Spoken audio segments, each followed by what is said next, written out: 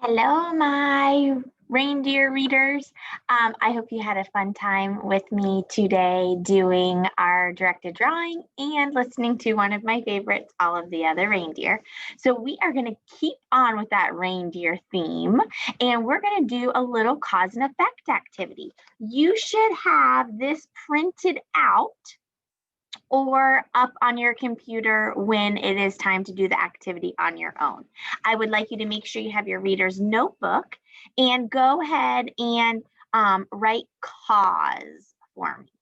Okay, so let's just kind of review. Cause always comes, do you remember? Always comes first.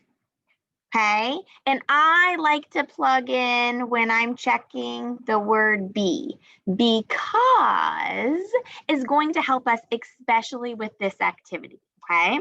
And the because is, do you remember? It's the why, it's why it's happening.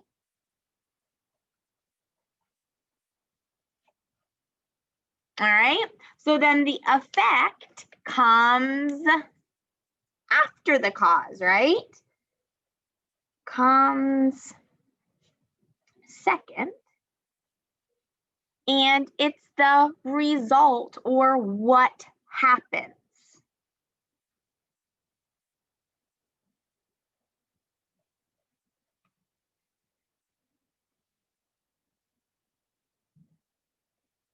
Okay, so we are cause and effects experts. We have been doing this forever.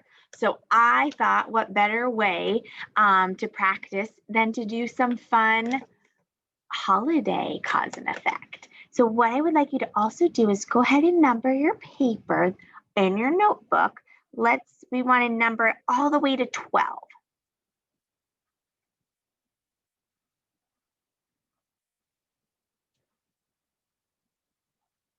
Okay, and you on your own, you're gonna do 1 through 8. So you're gonna do all these on your own, but we're gonna practice 3 together today. So when you are ready, if you need to pause to number, you can do that and then start it up. Now, here's our first sentence. And on this activity, they just want us to either write if the underlined part of the sentence is the cause or the effect. So let's read it, and you can read along with me. Santa had to come home from vacation to get ready for Christmas. All right, so I bet a lot of you right now are thinking, oh, well, that's the second part because Mrs. Harp said the cause always comes first. But they're going to try to trick you. They're going to switch the sentences around, and the cause might not always be the first part of the sentence, okay? So I'm going to show you some strategies to try to figure it out. So we have underlined to get ready for Christmas, okay? So let's just plug in because and see if that makes sense. So watch me and I'll kind of show you. Because Santa got ready for Christmas, he had to come home early? Or because Santa had to come home early, he got ready for Christmas? Which one makes sense? Which one would have to come first? What's the cause here or the effect? Okay, so for number 9, to get ready for Christmas, first, because Santa had to get ready for Christmas, he had to come home from vacation. So number 9 would be a cause. So go ahead and write cause for number 9.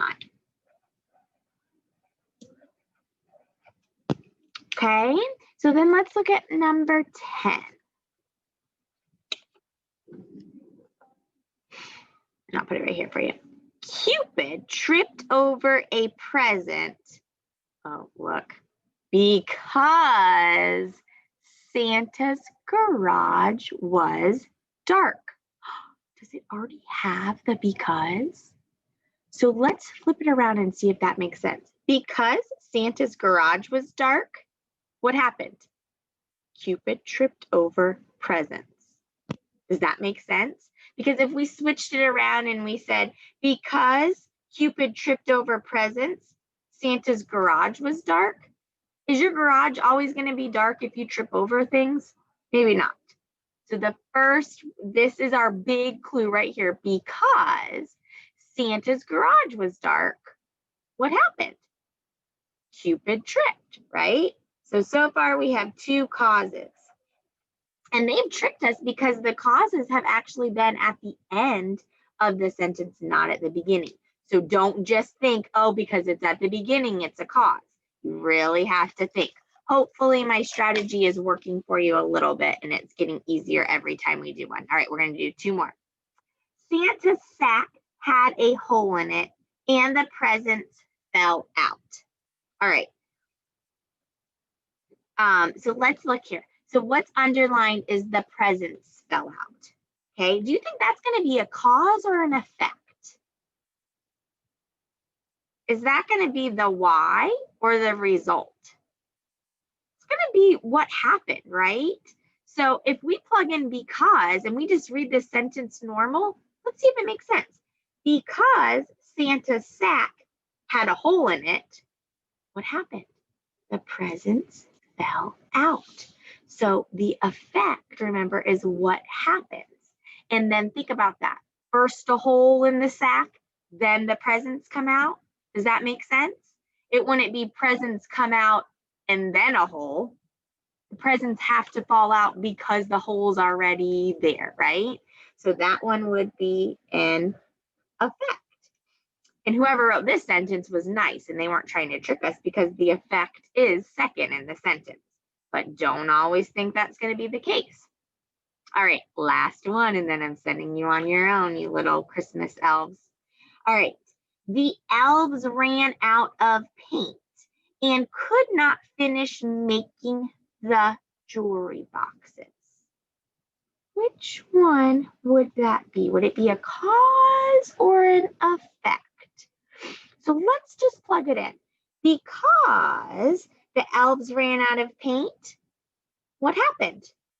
They could not finish making their jewelry boxes? Does that make sense? Or does this make sense?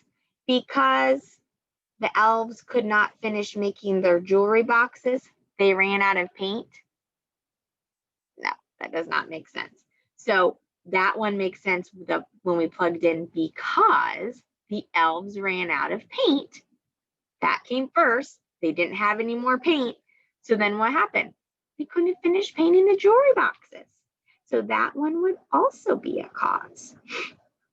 Okay, so that is how you do it, boys and girls. So you have 8 cause and effects.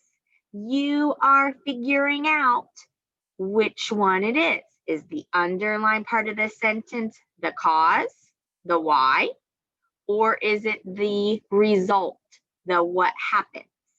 Okay, you are going to answer all 8 and then you are going to post them on your discussion post for a grade.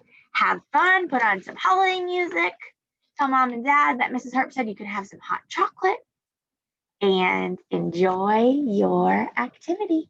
All right, I will talk to you guys later. Bye.